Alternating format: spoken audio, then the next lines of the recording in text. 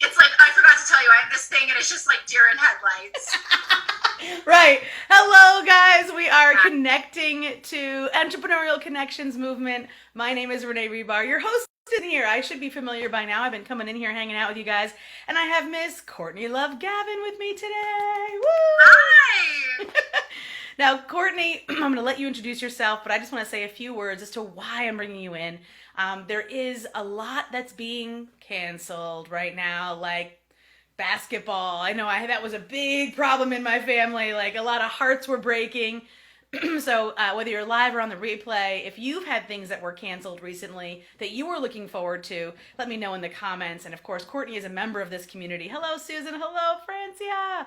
A lot of live viewers joining us. So what this does is this opens up a gap in the regularly scheduled programming. And this is what I wanted to bring Courtney in about. Courtney is a classically trained in PR and has worked with huge companies. I'll let her share with you. She also has her own other company, aside from being coaching and helping and guiding businesses through their PR. She has another unique company that she's also been using as her own case study, which I absolutely love. It's called Who's That Housewife? We have to hear about it too. So before I get too deep in here, hello, Michelle. Please share with us, Courtney, a little bit about who you are and what you do. Sure. I'm Courtney Love Gavin. I am a PR professional. I've been doing PR for almost 2 decades. I have been in-house at Nordstrom and Juice Beauty, and then after the economy crashed, I went right, for those of us that were during that remember time. The 2006, 2007, 2008, 2009. That's scary. Yeah, shockingly, people don't want to spend $50 on face serum.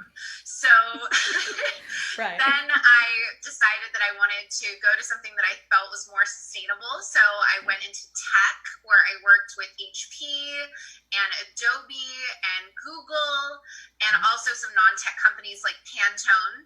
Yeah. And then from there, I got into actually the influencer space and YouTube back when it was the Wild West, sort of the intersection of brands and entertainment and content creation. And then I was in-house at a lot of different entertainment studios, stopped at Little Tikes along the way. Yeah. And she's based in Los Angeles area, so she's definitely Yes, I'm in Santa Monica, California, and I decided that I wanted to, surrounded by all these creative people, I decided that I, was missing that. And so I decided to go out and be a full-time entrepreneur for my consumer goods company, Who's That Housewife, that does party games, think Heads Up, but the analog version. I love it. Or the game Celebrity, if you've ever played that, for Real Housewives and Vanderpump Rules. And it was actually, delving into entrepreneurship. And even though, PR is like marketing adjacent, I've never actually had to, do my own email campaigns or anything like that. Right. And I realized that no one was talking about PR, or if they did, it was more like it's a luxury. It's something that, have your person that's doing your book deal do it. It's only for crisis type situations. And that just blew my mind, because when I started Who's That Housewife, literally the only way that I knew how to make sales and to get attention, was through PR. Mm-hmm. And because of my unpaid, no fancy software, PR efforts, I was able to take my business and make it profitable within 1 month of launching, due to that. And so now, sort of the boomerang type thing, Who's That Housewife is, it's in a more sustainable place where it can sort of run itself. Yeah.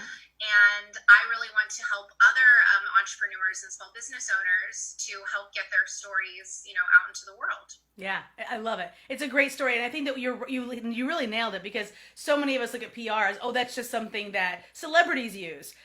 So although that it has been a part of your repertoire, it's really only a small percentage of the companies that you've worked with to leverage their brand, their mission, their message, their products, their services. And that is what's so neat. Yeah. I mean, PR is really about sending like strategic messages to audiences and helping influence attitudes and behaviors. And a lot of times, sometimes that means not saying anything, right? Like, I don't know how familiar their audience is. Maybe a lot of children, if you know who Logan Paul is, he's a really big influencer.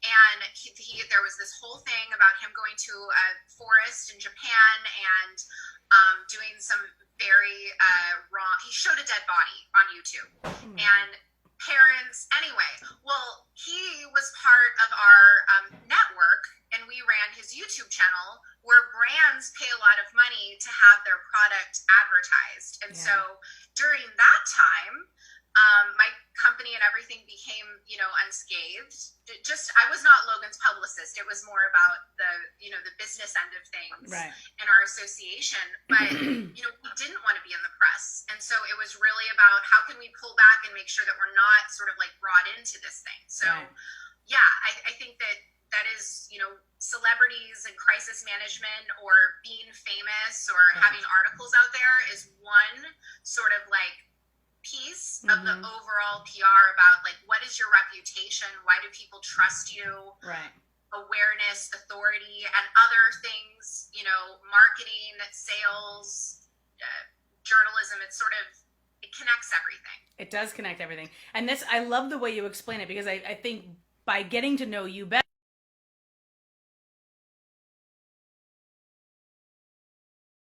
one thing that you mentioned recently, and this is one of the reasons why I said, oh my goodness, you have to share this with the community, is all these pre-programmed events that are now canceled have left gaping holes in the news, in what publications, like you said, not just media, but print as well, digital and print and news. So tell us about the unique opportunity that you see right now, especially for those of us who have been working remotely. Yeah. I mean, well, right now, as we know, whether it is your favorite show that has stopped being in production, or I don't know about you, but I was really looking forward to see Mulan. And so when I found out that release got pushed, I was like, what? Like Disney Plus, please just give it to us. Or if you were planning on attending Coachella, whatever it may be, just like we all have our own content calendars. On the editorial side, they have calendars that they are planning on using current events to, tie into, because that is a huge, factor as far as what makes something timely. And now that none of those events are happening, whether it is a conference or a movie release or a sports event, whatever it may be, there are these huge holes of content that they need to fill. And yes, there is, this crisis that is happening in our country. Right. But they have plenty of resources for that as far as to report on it. And there's also a whole standards committee that anything that they do report on that needs to go through. But, that means that they have all these other stories that they were going to work on that are more, lighthearted, happy, make people feel good or teach them something. Right. That there's now this room of opportunity. And I think that especially with the majority of the workforce now having to either work from home or be at home with their spouse and children all day, all of us are really uniquely positioned to sort of help give them our, best tips, whether that is how you can, concentrate and focus if you just don't have the luxury of your own, office, if it's about how you can entertain, your kids, how you can connect with people when, let's say, you're someone who's used to meeting them in person for coffee and you feel that this is a very sterile, environment. And then also, I think even more interesting is about, like, what is it that, if you're offering something really great, I know I was talking to a woman yesterday and she is offering free, consultation, like, let me help you for brick and mortar companies. If you're offering something like that and it really could benefit your larger community, that's something that your local reporter would want to report on. Like, that's going to make someone feel good. Yes. Right? Agreed. If if let's say you're a resume copywriter and that there are people, out of work, so you're happy to get on the phone and, help them proof or whatever your special gift is. Yep. And how you're sharing that with the community. Now there is this wide open space that they, need to fill, especially with, heartwarming, helpful stories. Agreed. And there's so many helpers, right? So it's just in our own community as well as in a wider community. So these helpers could have a story and an opportunity to not only connect with a wider audience, make a bigger impact if they were offering that already, but also inspire others and give the news something to continue to talk about. So if there was a time to get into PR, this might be a good opportunity. And we've talked about this, there's the opportunities and then there's being an opportunist. And I think in this case, it truly is a genuine opportunity because you're doing it anyway. The people that are listening you're doing it anyway. And I think something we've talked about, Renee, is that there is this sort of conversation that says, hey, I'm running Facebook ads. Is that still okay to do to my audience? Should I take down my tripwire? Right.